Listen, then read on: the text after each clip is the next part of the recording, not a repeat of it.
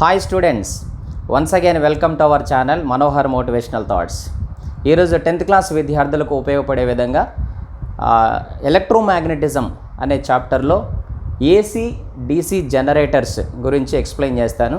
జనరల్గా 10th class విద్యార్థులందరూ భయపడేటువంటి ఒక టాపికే ఎలక్ట్రోమాగ్నెటిజం. ఈ ఎలక్ట్రోమాగ్నెటిజం టాపిక్లో కూడా ఏసీ డీసీ జనరేటర్స్ అనేది ఒక important question. Number of times ప్రీవియస్లో కూడా బోర్డ్ ఎగ్జామ్స్లో అడిగిన question AC generator construction, principle and working. అట్లనే డీసీ జనరేటర్ కూడా పిల్లలందరూ ఇక్కడ కొంచెం కన్ఫ్యూజ్ అవుతూ ఉంటారు, ఎలా వర్కింగ్ చేస్తుంది అని చెప్పేసి. సో ఈరోజు నేను చాలా క్లియర్గా ఏసీ జనరేటర్ ప్రిన్సిపల్ ఏంటి, దాని వర్కింగ్ ఎలా పనిచేస్తుంది, అట్లనే డీసీ జనరేటర్ అంటే ఏంటి, ఏసీ జనరేటర్కి డీసీ జనరేటర్కి ఉన్న డిఫరెన్సెస్ ఏంటో కూడా క్లియర్గా ఎక్స్ప్లెయిన్ చేస్తాను. జాగ్రత్తగా వినండి. ఫస్ట్ ఏసీ జనరేటర్ చూద్దాం. ఈ ఏసీ జనరేటర్లో మెయిన్ ప్రిన్సిపల్ ఏంటనంటే converting the mechanical energy into electric energy. అంటే ఒక మెషిన్ నడవటం ద్వారా కరెంట్ ప్రొడ్యూస్ చేయడం, దాన్నే మనం converting the mechanical energy into electric energy అంటాం. సో మెయిన్ ఇది ఏసీ జనరేటర్ అనేది ఎలా వర్క్ చేస్తుందనంటే ఎలక్ట్రోమాగ్నెటిక్ ఇండక్షన్ అనే principle. So Michael Faraday's law of electromagnetic induction అనేది మీరు ప్రీవియస్గా ఆల్రెడీ నేర్చుకున్నారు. According to Faraday's law of electromagnetic induction ఏంటంటే whenever there is a continuous change in the magnetic flux linked with the closed coil induced EMF is produced. ఇక్కడ కూడా అదే system అనమాట. Whenever there is a continuous changes in the magnetic flux. ఇక్కడ మనకి main AC జనరేటర్లో ఒకసారి what are the parts of this generator చూస్తే ఇవి curved shape of the bar magnets తీసుకోవాలి. నార్త్ పోల్ సౌత్ పోల్ ఉన్న curved shape of the bar magnets అంటే hemisphere లాగా ఉంటాయి. సో ఇక్కడ ఎందుకనంటే ఇది it produces the magnetic field from north pole to south pole. So ఈ మ్యాగ్నెటిక్ ఫీల్డ్ని నార్త్ పోల్ నుంచి సౌత్ పోల్ వరకు ఇలా ప్రొడ్యూస్ చేస్తుంది. కాబట్టి because of this magnetic field closed coil ఏంటి, ఇక్కడ రెక్టాంగులర్ కాయిల్ ఉంది. ఏబిసిడి అనేది ఒక రెక్టాంగులర్ కాయిల్. అట్లనే ఈ కాయిల్కి మనకి ఏం కనెక్ట్ చేస్తారంటే S1 S2 అనేవి స్లిప్ రింగ్స్, B1 B2 అనేవి కార్బన్ బ్రషెస్. ఈ B1 నుంచి మనం ఒక కాపర్ కనెక్టింగ్ వైర్ ద్వారా లోడ్ అంటే ఒక బల్బ్ కానీ టీవీ కానీ ఫ్యాన్ కానీ ఏదైతే కనెక్ట్ చేస్తున్నామో దాన్ని ఇక్కడ మనం కనెక్ట్ చేస్తాం. అంటే పవర్ కన్జ్యూమ్ చేసేటువంటి ఒక లోడ్ అనమాట. సో ఇది మెయిన్ ఇక్కడ ఉండే ఈ ఏబిసిడి రెక్టాంగులర్ కాయిల్నే ఆర్మేచర్ అని కూడా అంటారు. సో ఇక్కడ ఏమవుతుందనంటే magnetic field and magnetic flux from north pole to south పోల్కి మ్యాగ్నెటిక్ ఫ్లక్స్ వెళ్తూ ఉంటే ఈ రెక్టాంగులర్ కాయిల్ అనేది కంటిన్యూస్గా రొటేట్ అవుతూ ఉంటుంది.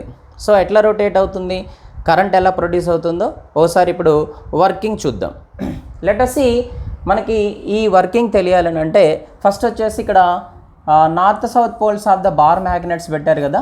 ఈ north south poles bar magnet మధ్యలో ఏబిసిడి అనే రెక్టాంగులర్ కాయిల్ కనెక్ట్ చేశారు. ఈ ఏబిసిడి రెక్టాంగులర్ కాయిల్కి first S1 slip ring connect చేస్తుంది. తర్వాత ఈ సెకండ్ ఎండ్లో S2 స్లిప్ రింగ్ కనెక్ట్ చేసింది. ఈ S1కి ఏమో B1 కార్బన్ బ్రష్ ఉంది, S2కి ఏమో B2 కార్బన్ బ్రష్ ఉంది. So once we have to recall right hand rule అంటారు. రైట్ హ్యాండ్ రూల్ మీకు తెలుసు కదా. Whenever we stretch our thumb finger, four finger, middle finger perpendicular to each other. ఈ thumb finger వచ్చేసి magnetic force, okay. Four finger వచ్చేసి direction of current, middle finger వచ్చేసి direction of magnetic field. So ఈ right hand రూల్ని apply చేస్తూ మనం ఈ rectangular coil ఎలా మూవ్ అవుతుంది, కరెంట్ ఎలా ప్రొడ్యూస్ అవుతుందో చూద్దాం. So now I will apply the right hand rule. So ఇక్కడ మనకి మ్యాగ్నెటిక్ ఫీల్డ్ వచ్చేసి north pole to south pole ఉంది.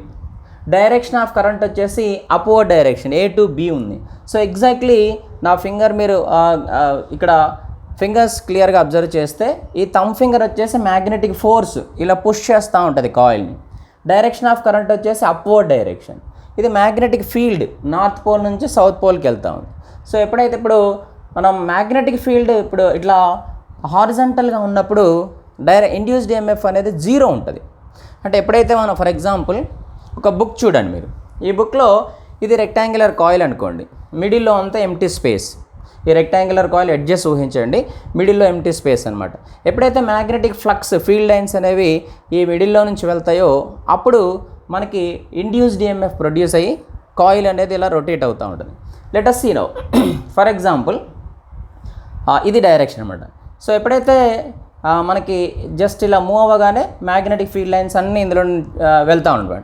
ఎప్పుడైతే మ్యాగ్నెటిక్ ఫ్లక్స్ వెళ్తూ ఉంటుందో కాయిల్లో నుంచి ఈ కాయిల్ రొటేషన్ అనేది స్టార్ట్ అవుతుంది. So it due to the direction of current is upward direction, magnetic field is north pole to south pole, magnetic force is acting on the AB side. Imagine that AB side it pushes the coil. So ఇలా rotate అవుతూ ఉంటుంది.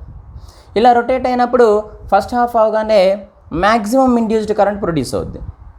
Then it will continue to rotate like this. So ఇక్కడ మనకి direction of current upward, magnetic force inward and magnetic field north pole to south pole.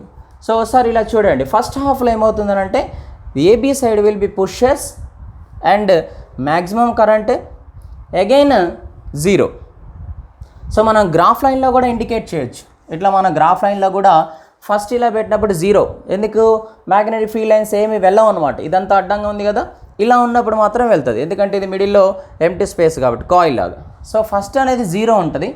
ఎప్పుడైతే half rotation అయిపోయిందో మనకి maximum field lines వెళ్తూ ఉంటాయి, అప్పుడు కరెంట్ మ్యాక్సిమం ఇట్లా వచ్చేస్తుంది. ఓకే, మళ్ళీ ఏమవుతుంది, కంప్లీట్ రొటేషన్ అయిపోగానే 0, మళ్ళీ ఇక్కడికి 0 వచ్చేస్తుంది. ఇప్పుడు సెకండ్ హాఫ్ రొటేషన్లో డైరెక్షన్ ఆఫ్ కరెంట్ ఎలా చేంజ్ అవుతుంది అనేది వెరీ వెరీ ఇంపార్టెంట్. చూడండి, ఫస్ట్ వచ్చేసి కరెంట్ ఎలా వెళ్తుంది, అప్వర్డ్ డైరెక్షన్లో ఏ టు బి వెళ్తుంది, తర్వాత బి టు సి ఉంది, సి టు డి ఉంది. ఈ డి నుంచి ఎక్కడికి వెళ్తుంది కరెంటు, డైరెక్ట్గా S2కి వచ్చేసింది. డి నుంచి S2కి వచ్చేసింది. S2 రింగ్లో నుంచి B2కి వచ్చేసింది. B2 నుంచి లోడ్ బల్బు, ఆ తర్వాత B1కి. ఓకే, సో ఇట్లా మనకి కరెంట్ అనేది ఫస్ట్ హాఫ్ రొటేషన్లో స్లిప్ రింగ్ S2 నుంచి S1కి, అంటే డైరెక్ట్గా ఇట్లా B2 నుంచి B2కి వచ్చేసింది, B2 నుంచి B1కి వచ్చేసింది. ఇప్పుడు సెకండ్ హాఫ్ రొటేషన్ అంటే ఇది గమనించండి ఒకసారి. సెకండ్ హాఫ్ రొటేషన్లో ఏమైంది, ఈ S2 రింగ్ అనేది ఇక్కడ B2కి వచ్చేసింది. మనకి రెక్టాంగులర్ కాయిల్ ఎలా ఉంది, DCBA అవుతుంది. అంటే ఏ ఇప్పుడు కంప్లీట్గా AB అనేది ఇలా టర్న్ అయిపోయింది కదా, టర్న్ అయిపోయినప్పుడు ఏమైంది, ఈ DC అనేది ఇటు సైడ్ వచ్చేస్తుంది. ఇప్పుడు ఇది DC, second side of the coil. ఇప్పుడు కరెంట్ ఎలా వెళ్తుందో ఇందులో చూడండి. DC వెళ్ళినప్పుడు మళ్ళీ సేమ్ రూల్, మనకి రైట్ హ్యాండ్ రూల్లో అప్వర్డ్ డైరెక్షన్ కరెంట్ ఉంది, north to south magnetic field ఉంది, మ్యాగ్నెటిక్ ఫోర్స్ వచ్చేసి పుషెస్ ద కాయిల్.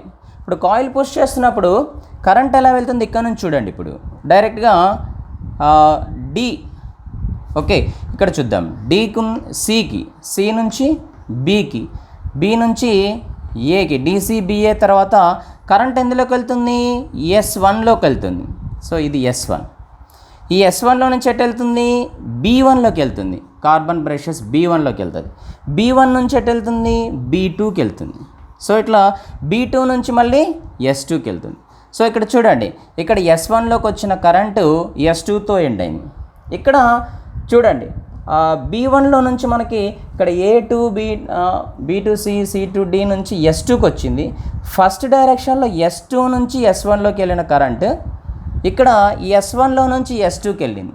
అంటే డైరెక్షన్ ఆఫ్ కరెంట్ అనేది చేంజ్ అవుతుంది. డైరెక్షన్ ఆఫ్ కరెంట్ అనేది ఎవ్రీ హాఫ్ రొటేషన్కి చేంజ్ అవుతూ ఉంది. ఫస్ట్ డైరెక్షన్లో S2లో నుంచి ఇట్లా B2, B1లోకి వచ్చిన కరెంటు ఇక్కడ సెకండ్ హాఫ్ వచ్చేసరికి S1లోకి వస్తుంది కరెంటు. S1 నుంచి ఎక్కడికి వెళ్తుంది, B1 నుంచి B2కి వెళ్తుంది. B2 నుంచి మళ్ళీ ఇలా S2 స్లిప్ రింగ్లో నుంచి ఇట్లా కరెంటు డైరెక్షన్స్ చేంజ్ అవుతూ ఉంటాయి. అంటే ఓవరాల్గా దీన్ని ఏమంటారంటే alternating current generator. AC generator అంటే ఫర్ ఎవ్రీ హాఫ్ రొటేషన్కి ఆల్టర్నేటింగ్గా కరెంట్ చేంజ్ అవుతుంది. ఇప్పుడు ఫర్ ఎగ్జాంపుల్ ఇక్కడ చూడండి, ఇక్కడ పుష్ చేసినప్పుడు ఇది కూడా మళ్ళీ మ్యాక్సిమం కరెంట్ వస్తుంది. కానీ ఎలా వెళ్తుంది, మనకి డైరెక్షన్ ఆఫ్ ద కరెంట్ అనేది చేంజ్ అవుతుంది కాబట్టి మనం నెగిటివ్గా తీసుకోవాలి. సో ఇట్లా గ్రాఫ్ అనేది ఇలా వస్తుంది. ఇండ్యూస్డ్ ఈఎంఎఫ్లో ఫస్ట్ జీరోలో ఉన్న కరెంట్ మ్యాక్సిమంకి వెళ్తుంది, మ్యాక్సిమంలో నుంచి మళ్ళీ జీరోకి వచ్చింది, జీరో నుంచి మళ్ళీ మ్యాక్సిమంకి వెళ్తుంది. కానీ డైరెక్షన్ ఆఫ్ కరెంట్ అనేది చేంజ్ అయిపోయింది. First A to B, B to C, C to D ఉన్నది. సెకండ్ డైరెక్షన్లో డిసిబిఏ అవుతుంది, S1లోకి వెళ్తుంది. ఫస్ట్ S2లోకి వెళ్ళిన కరెంటు సెకండ్ రొటేషన్లోకి వచ్చేసరికి S1 నుంచి కరెంట్ స్టార్ట్ అవుతుంది. సో దీన్ని ఏసీ జనరేటర్ అంటారు. ఏసీ జనరేటర్ అంటే ఆల్టర్నేటింగ్ కరెంట్ జనరేటర్. అంటే ఎవ్రీ హాఫ్ రొటేషన్కి డైరెక్షన్ ఆఫ్ కరెంట్ అనేది చేంజ్ అవుతూ ఉంటుంది. సో అందుకనే దాన్ని ఏసీ జనరేటర్ అంటారు. సో ఇక్కడ వాడేవి స్లిప్ రింగ్స్ ఒకసారి చూడండి. North south poles of curved shape bar magnets, ABCD rectangular coil, S1 S2 slip rings, B1 B2 brushes, ఇక్కడ లోడ్. ఇది ఏసీ జనరేటర్. ఇక్కడ డైరెక్షన్ ఆఫ్ కరెంట్ అనేది చేంజ్ అవుతుంది. సో ఇప్పుడు డీసీ జనరేటర్ చూద్దాం. ఇక్కడ ఒకటే డిఫరెన్స్ నానా, ఒకటి ఏంటంటే సేమ్ నా బార్ మ్యాగ్నెట్స్ కర్వ్డ్ షేప్లో ఉన్న బార్ మ్యాగ్నెట్స్ యూస్ చేస్తాము. అట్లనే మ్యాగ్నెటిక్ ఫీల్డ్ లైన్స్ కూడా అట్లా north pole to south pole వెళ్తూ ఉంటాయి. కానీ ఇక్కడ మనకి స్లిప్ రింగ్స్ ప్లేసెస్లో స్ప్లిట్ రింగ్స్ ఉన్నాయి. అంటే ఒక కంప్లీట్ స్పియర్ని 2 పార్ట్స్ చేశారు, దాన్ని స్ప్లిట్ రింగ్స్ అంటారు. S1 S2 అనేవి స్ప్లిట్ రింగ్స్, B1 B2 అనేవి బ్రషెస్. ఇక్కడ డైరెక్షన్ ఆఫ్ కరెంట్ అనేది చేంజ్ అవ్వదు. ఎందుకని? ఈ స్లిప్ రింగ్స్ కంప్లీట్గా చేంజ్ అవుతూ ఉంటాయి. కానీ ఇప్పుడు A to B, B to C, C to D వస్తుంది, డైరెక్ట్గా S2కి వెళ్తుంది. B2 నుంచి ఎటు వెళ్తుంది? మళ్ళీ B1కి వస్తుంది. కానీ ఈ S2 అనేది ఇట్లా కంప్లీట్గా B1కి వచ్చేస్తుంది. అయినా సరే డైరెక్షన్ ఆఫ్ కరెంట్ మళ్ళీ ఏ నుంచి బీకే వెళ్తుంది కదా. అప్పుడు ఏమవుతుందంటే జస్ట్ కరెంట్ అనేది ఒకే డైరెక్షన్లో వెళ్తూ ఉంటుంది.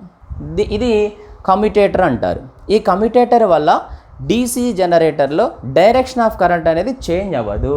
ఒకే డైరెక్షన్లో ఇట్లా మనకి A to B, B to C వెళ్తుంది, మళ్ళీ S2 నుంచి B2 వస్తుంది. అగైన్ ఈ బ్రషెస్ అనేవి కాన్స్టెంట్గా ఉంటాయి.